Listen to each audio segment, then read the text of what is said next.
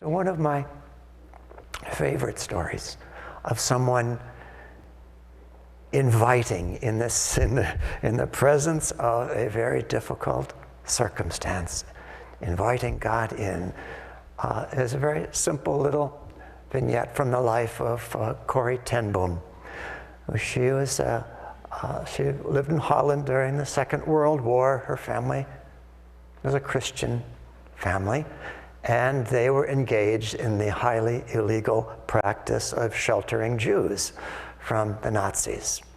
And they succeeded for quite some time, but like so many others who were sheltering Jews from the Nazis, they were discovered and put in concentration camps. And she spent a good deal of time in concentration camp along with her sister, for as long as her sister survived. Her sister did not make it to the end of the war.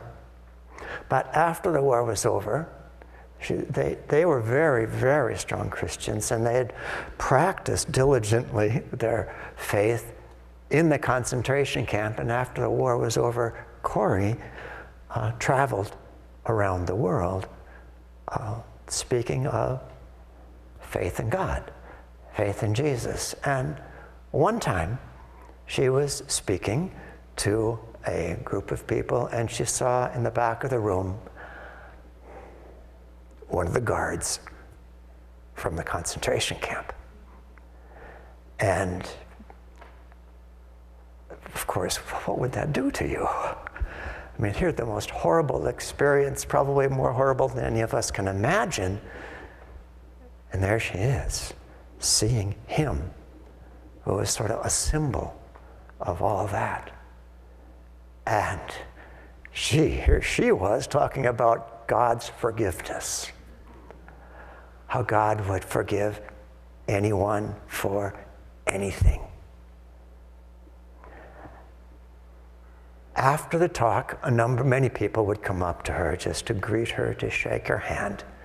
And at one point, she saw in the line of people she was waiting for, that's right, the former guard from the concentration camp, coming toward her, minute by minute, getting nearer. He was going to want to shake her hand. And he finally came to her, finally got to her, and he said, I'm so happy that God will forgive me for what I've done. I just, thank you so much. And then he said, can you forgive me? And Corrie was quite sure she could not. Totally understandable. But she had the faith, she had the connection to think inside, no, I can't forgive him, but Jesus, you can forgive him through me. And she grasped his hand. And she said she felt a power, a love, moving through her into this man, a forgiveness. And the man felt it too.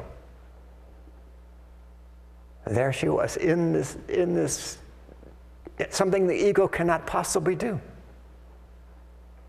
But we don't have to worry about what the ego can or cannot do.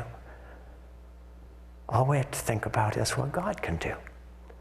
What God can do through us if we will just open up, if we will just not be passively open, invite. Not just politely invite, lovingly demand.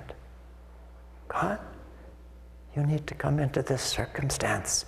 You need to come through me into this circumstance. Help lift me out of thinking that this is all about the little me. Help me to know that it's all about the big you. And that big you is also my reality. May we all feel that more and more in our lives. God bless you.